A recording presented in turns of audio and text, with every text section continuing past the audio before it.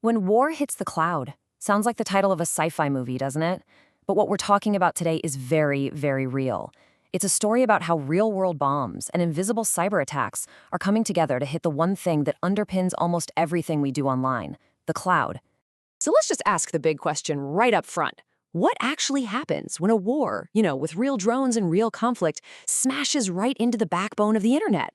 And here's the thing, this isn't some what-if scenario anymore. We're about to see exactly what it looks like. All right, Section 1, the cloud under fire. Our story kicks off with something pretty shocking. A physical attack on something we all kind of think of as, well, untouchable, right? The cloud. But this isn't about ones and zeros. We're talking about concrete, steel, and actual physical destruction. Get this. On March 3rd, 2026, four, not one, but four, Amazon Web Services data centers in the Middle East just blink out. 3 in the UAE, another one in Bahrain. And no, this wasn't some simple power failure. This was a direct, targeted, physical hit. And we don't even have to guess what happened. Amazon came right out and said it. In their own public update, they said, and I'm quoting here, that the facilities experienced physical impacts to infrastructure as a result of drone strikes. Just let that sink in for a second. Drone strikes. Actual tools of war just knocked out a chunk of the global cloud. And when they say physical impacts, they really mean it. We're talking about wrecked buildings, power lines just completely cut, even water damage from the fire suppression systems kicking in. The end result? Dozens of cloud services just vanished, affecting who knows how many people and companies. It's a really stark reminder that our whole digital world is built on physical stuff that can, get blown up.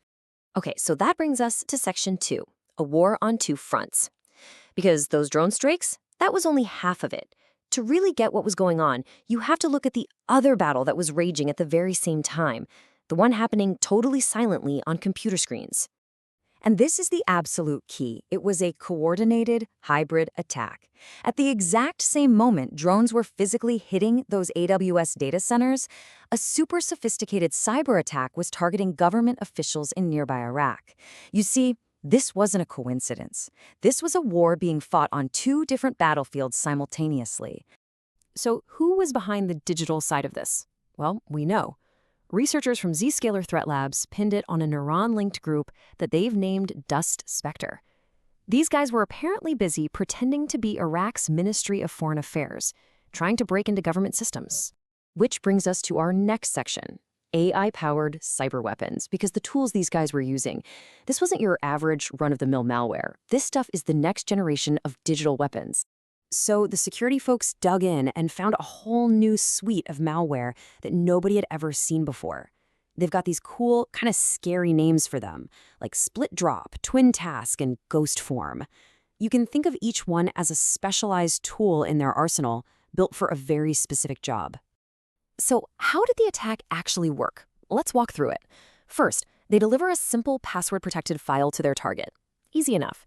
Then someone opens it and boom, a sneaky bit of code called Split Drop kicks into gear. Next, Split Drop deploys its buddies, Twin Task and Twin Talk, and they set up a backdoor that sticks around. And finally, the malware phones home to its command and control server and just waits for orders. It's a pretty classic playbook, but man, it is ruthlessly effective. But then, as the researchers were digging through the malware's code, they found something, well, just plain weird, something you'd never in a million years expect to find in a serious piece of state-backed malware. Emojis. Yeah, like smiley faces and other weird characters just sitting there right in the source code. So, you gotta ask, right?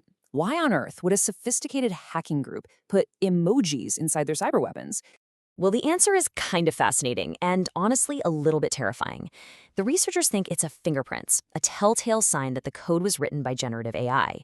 It turns out that when you ask these big AI models to write malware for you, they sometimes spit out these weird little quirks.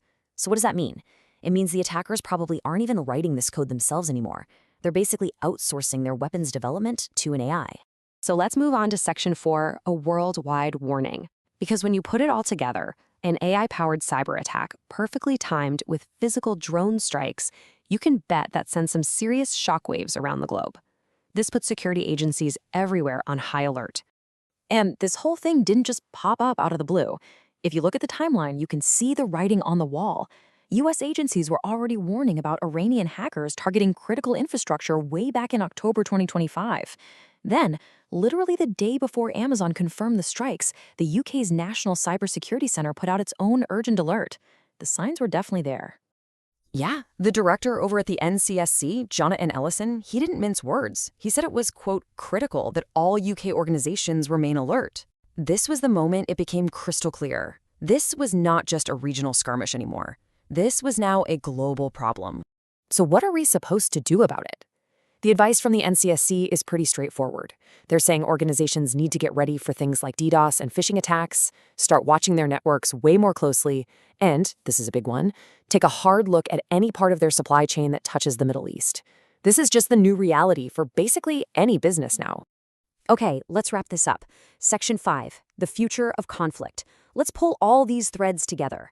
What does an event like this really mean for the future of war? And, for all of us living in this hyper-connected world? Well, there's actually a name for what we've been talking about. It's called hybrid warfare.